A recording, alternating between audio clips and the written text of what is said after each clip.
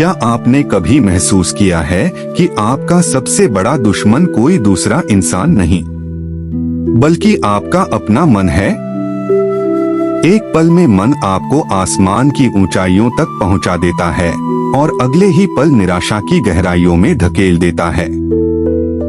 आप कुछ बड़ा करना चाहते हैं, लेकिन मन कहता है कल से शुरू करेंगे। आप ध्यान लगाना चाहते हैं, लेकिन मन हजारों विचारों में भटकने लगता है। आप खुश रहना चाहते हैं, लेकिन मन पुरानी बातों को पकड़कर बैठ जाता है।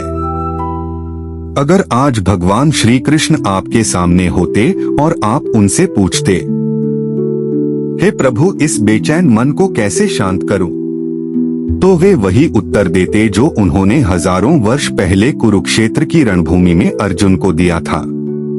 और यही उत्तर छिपा है भगवद गीता के 6 अध्याय ध्यान योग में। यह केवल ध्यान करने का अध्याय नहीं है, यह मन पर विजय पाने का विज्ञान है।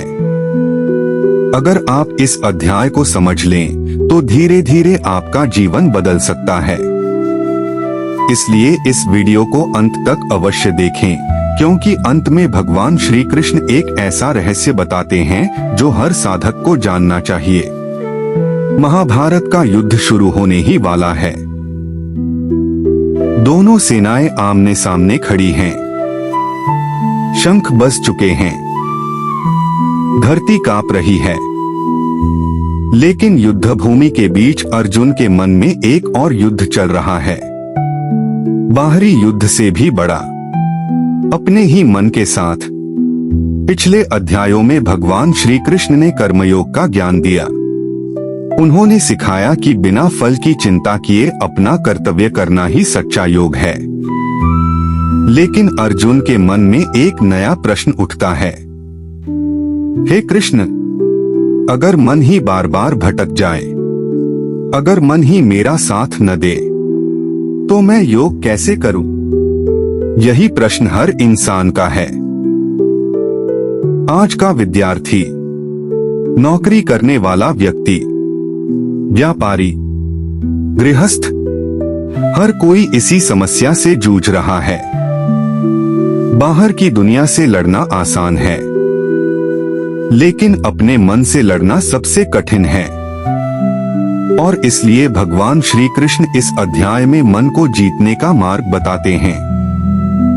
भगवान कहते हैं, जो व्यक्ति अपने कर्तव्य को बिना फल की इच्छा के करता है, वही सच्चा योगी है।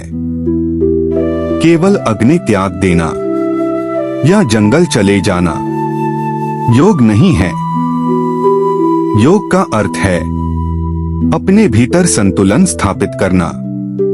बहुत से लोग सोचते हैं कि योग केवल आंखें बंद करके बैठना है, लेकिन श्री कृष्ण कहते हैं, अगर मन इच्छाओं से भरा है, अगर अहंकार जीवित है, अगर क्रोध और लोभ मन में बसे हैं, तो केवल आसन लगाने से योग नहीं होता।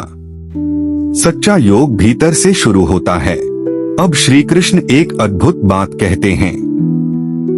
वे कहते हैं, मनुष्य स्वयं अपना मित्र भी है और स्वयं अपना शत्रु भी। जरा इस बात को समझिए। अगर आपका मन आपके नियंत्रण में है, तो वही मन आपको सफलता, शांति और ईश्वर तक पहुंचा देगा। लेकिन यदि मन ही आपका मालिक बन जाए, तो वही मन आपको भय, चिंता, आलस्य और दुख में बांध देगा। यही कारण है कि दो समान परिस्थितियों में रहने वाले लोगों का जीवन अलग होता है। एक व्यक्ति कठिनाइयों में भी मुस्कुराता है, दूसरा छोटी सी समस्या में टूट जाता है। अंतर परिस्थितियों में नहीं, मन की स्थिति में होता है। कल्पना कीजिए, आप एक शांत झील के किनारे खड़े हैं। जब पानी स्थिर होता है, तो उसमें पूरा आकाश साफ दिखाई देता है। लेकिन जैसे ही पानी में लहरें उठती हैं, सब कुछ धुंधला हो जाता है। हमारा मन भी उसी झील की तरह है। जब मन शांत होता है तब सत्य स्पष्ट दिखाई देता है, और जब मन इच्छाओं, भय और क्रोध से भर जाता है तब सही निर्णय लेना भी कठिन हो जाता है। इसीलिए श्री कृष्ण पहले मन को शांत करने की शिक्षा देते हैं, फिर ध्यान की। अब प्रश्न उठता है, क्या मन को सच में नियंत्रित किया जा सकता है, या यह हमेशा भटकता ही रहेगा? इसी प्रश्न का उत्तर श्री कृष्ण अगले भाग में देने वाले हैं। वे बताएंगे ध्यान करने की सही जगह कैसी हो, बैठने की सही मुद्रा क्या हो, भोजन और नींद का योग से क्या संबंध है, और क्यों अधिकांश लोग ध्यान में सफल नहीं हो पाते। लेकिन उससे पहले, यदि आप चाहते हैं कि भगवद गीता का हर अध्याय सरल भाषा में आपके जीवन को बदल दे, तो इस यात्रा में हमारे साथ जुड़े रहिए, क्योंकि आगे जो ज्ञान आने वाला है वह केवल अर्जुन के लिए नहीं, हम सबके लिए है। यह भाग 1 है।